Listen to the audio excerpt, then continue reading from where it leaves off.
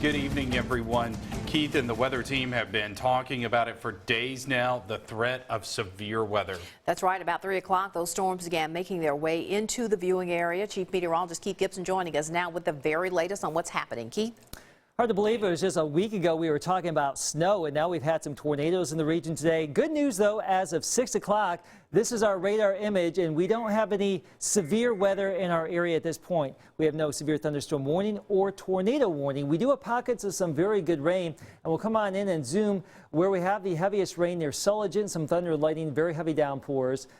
Monroe County, non-severe activity. Lowndes County and Columbus, yes, we have some thunder and lightning, but nothing severe. This stretches down to Starkville, Eupora, Ackerman, out to Winona.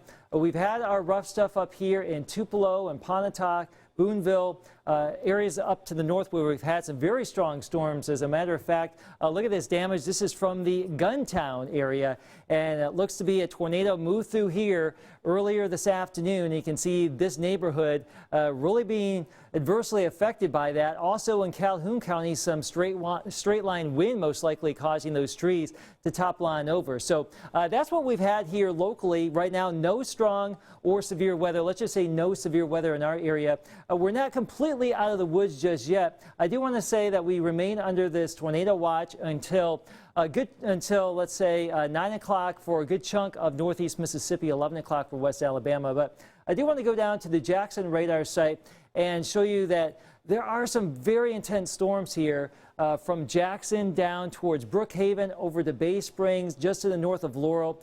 These are very intense. They have been producing tornadoes this afternoon, and they continue to be warned for tornadoes and very strong wind. These are moving east-northeast, and there's still a chance that we can get some of that activity to get into the southeastern part of the coverage area. So at this point, I would say Louisville to Columbus and point south and east would probably have the best chance for some severe weather going into this evening. But like I said, we still have that potential for the next couple of hours. We'll continue to watch this as we go throughout the course of the evening hour. Just as a side note here, your forecast planner for this evening, very mild now. Storms go away late this evening. We're down to around 40 by sunrise. Winter returns. The full forecast coming up. The other big story of the day is out of Montgomery County. After nearly 25 years in prison, Curtis Flowers was granted bail in court today. Judge Joseph Loper set his bond at $250,000. Flowers was being held in Winston County. Our Quentin Smith was there when Curtis Flowers walked out of jail. He joins us now live from Louisville.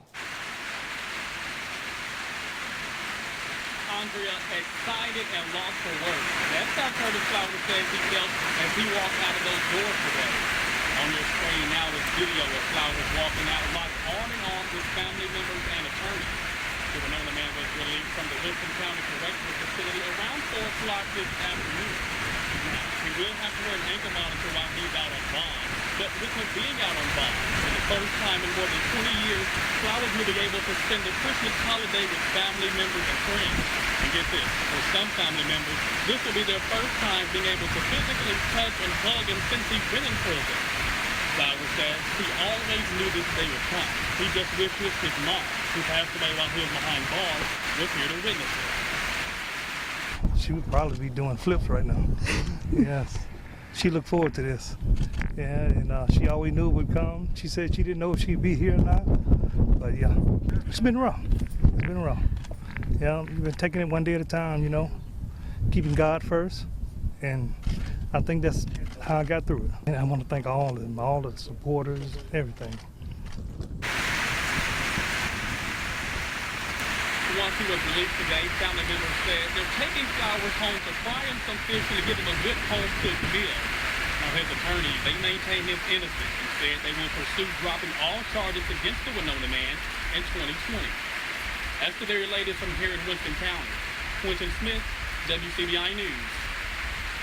When Winona police officers found the bodies of Bertha Tardy, Derek Bobo Stewart, Robert Golden, and Cameron Rigby in a downtown furniture store, the investigation began. Winona was a small town, and it didn't take long for suspicion to land on former Tardy Furniture employee Curtis Flowers. Well, for investigators and prosecutors, it always has been Flowers, but over the years, there have been 6 trials, dozens of jurors and witnesses who changed their testimony. There have been mistrials and overturned convictions as well. The latest coming from the U.S. Supreme Court, of course, this past summer. Today, when he went back to court, our Cash Matlock was there. He joins us in the studio now with more on what went on in court today. Cash? Guys, the courtroom was full this morning. On one side of the aisle, family and friends of Curtis Flowers. They sat right behind him. On the other side, family of the victims. Each side waiting to hear just what the judge would say. It is the finding of this court that Mr. Flowers is entitled to bail. This court hereby sets Mr. Flowers' bond in the sum of $250,000. It took less than 30 minutes for Judge Joseph Loper to give Curtis Flowers a chance at a life on the outside. We're very pleased with the judge's decision on bail. For the first time in 23 years, Curtis Flowers will be out of prison. He's very much looking forward to spending time with his family. And they were there, his aunts, his dad, his cousins. But one person was missing, who faithfully visited him once a week, died just months short of seeing him home. But his cousin says she knows. Lady, your baby is home. That's what I can say.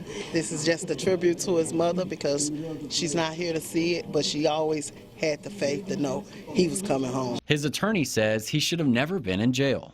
The state of Mississippi should have never brought this case in the first place.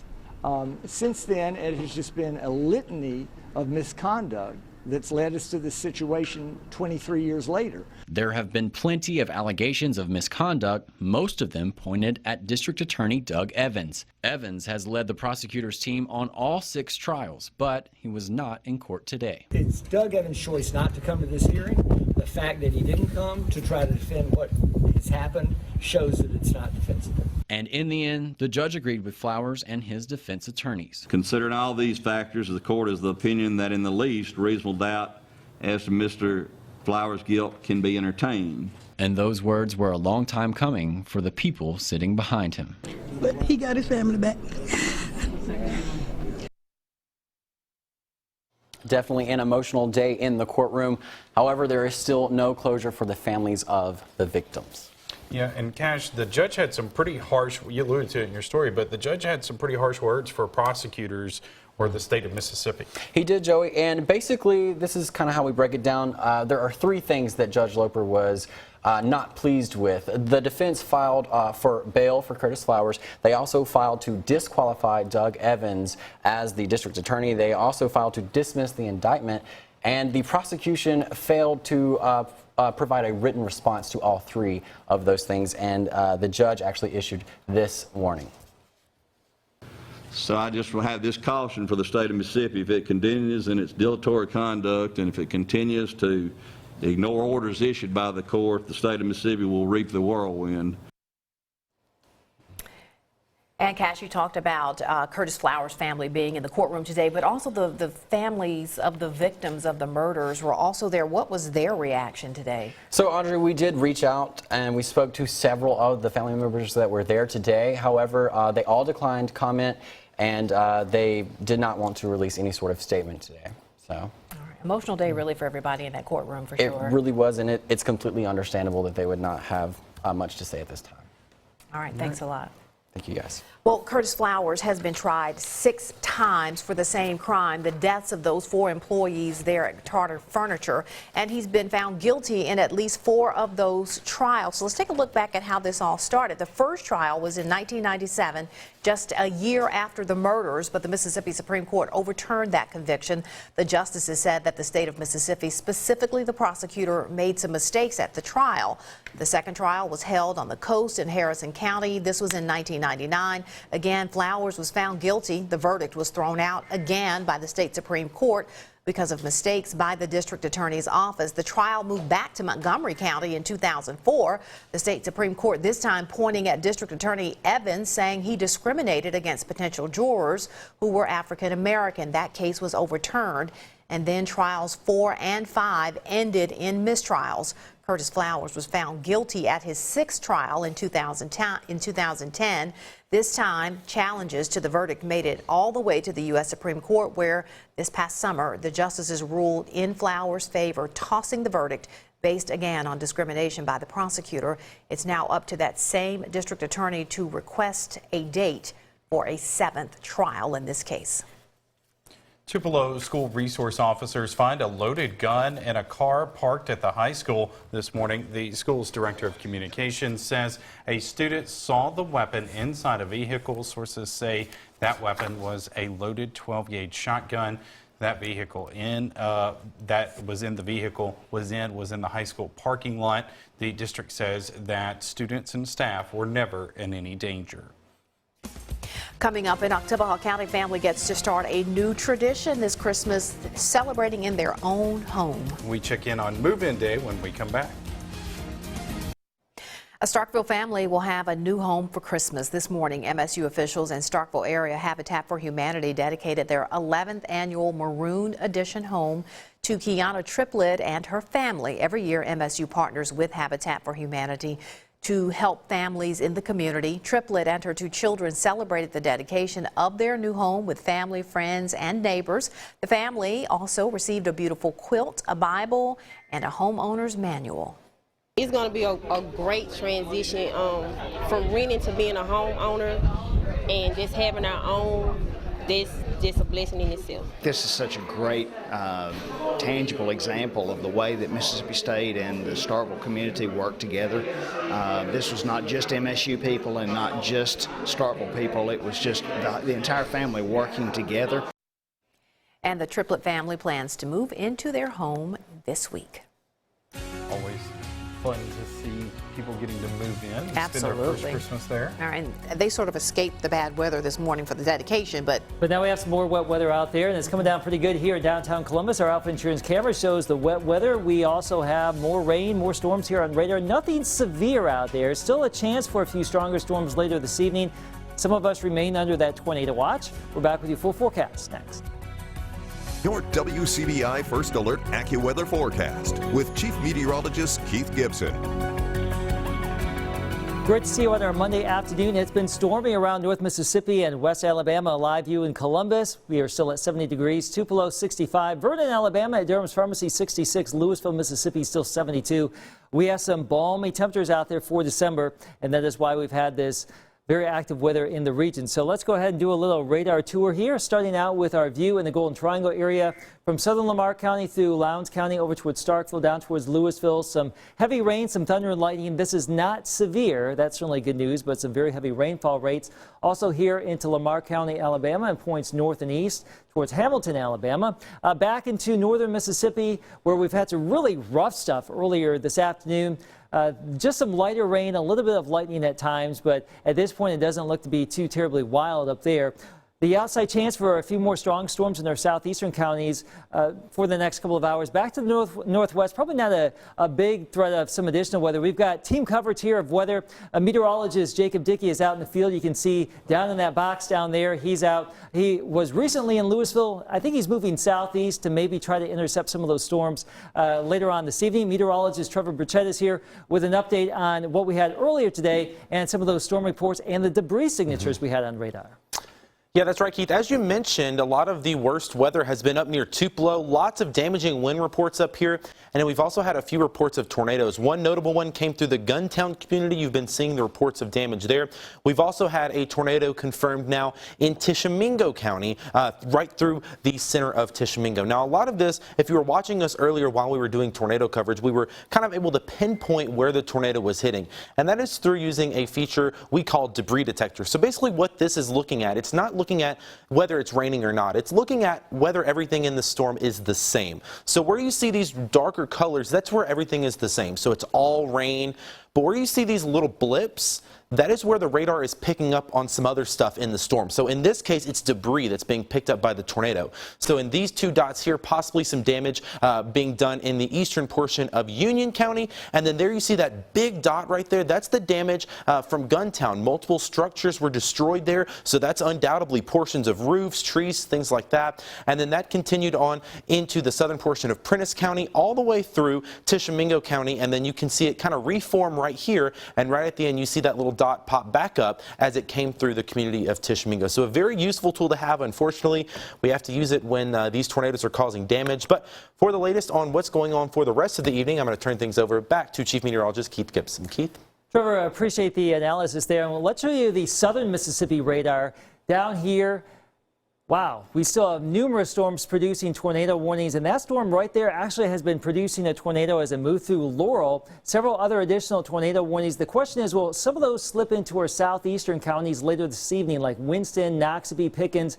We'll be watching this as we go throughout the next couple of hours as this frontal boundary moves on through. I can guarantee you this, it's going to be much colder tomorrow once these storms and showers get out of here. So by mid to late evening, the severe weather threat's done. The clouds will hold on all night, most of tomorrow too. The wind will be from the northwest. It is going to be a blustery and chilly Tuesday. Today, 70, some of us in the mid to upper 70s. Tomorrow, highs mainly in the 40s. More of a winter feel. Winds from the northwest at about 10 to 20 miles per hour. Here's your AccuWeather 7-day forecast. We do have some cooler weather for the next few days here, but that means no chance for severe weather. We'll take that. Lows will be back into the 20s. A few more showers possible by Friday and the weekend, but right now we'll get through the next couple of hours, hopefully unscathed. We'll keep watching it here, and then the National Weather Service will be doing their tornado damage surveys probably starting tomorrow. We'll start to recap what happened later on or earlier today.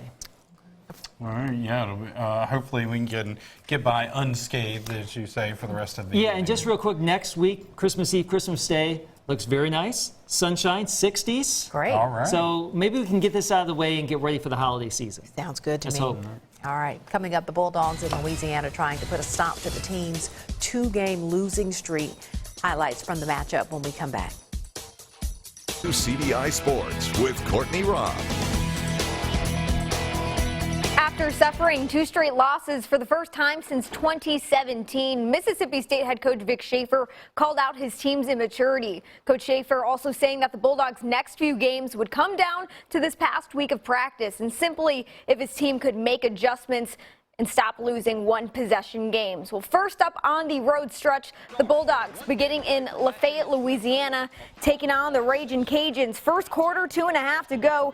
Guard Jordan Danbury in transition, pulls up, drains it. MSU up 8-6. A minute later, center Yamaya Morris inside, gets it to go. A 10-9 lead for the Bulldogs. Second quarter. Forward Jessica Carter putting in some work down low. Off the glass, gets the shot in, makes it tied up at 15.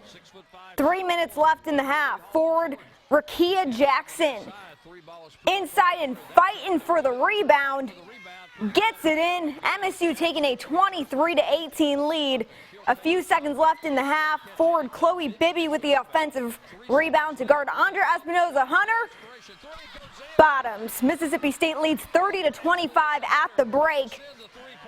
About midway through the third, guard Maya Taylor driving, lays it in off the glass. Bulldogs leading 34-27. Minute in the third. Espinoza-Hunter from downtown, nothing but net.